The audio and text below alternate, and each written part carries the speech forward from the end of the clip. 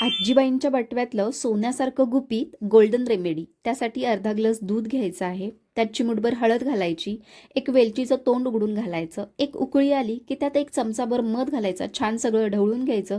कोमट असताना गाळून तुम्ही तुमच्या मुलांना देऊ शकता. सर्दी, खोकला, कफ असेल तर कमी व्हायला मदत होते. झोप शांत आणि छान लागते. स्किन खूप छान होते. हा उपाय नक्की ट्राय करा. युजफुल वाटला तर सेव्ह करा आणि अजून असे आजीबाईंच्या बटव्यातले उपाय जाणून घ्यायचे असतील तर फॉलो करा आणि मगची लिंक हवी असेल तर कमेंटमध्ये लिंक असं टाईप करायला अजिबात विसरू नका.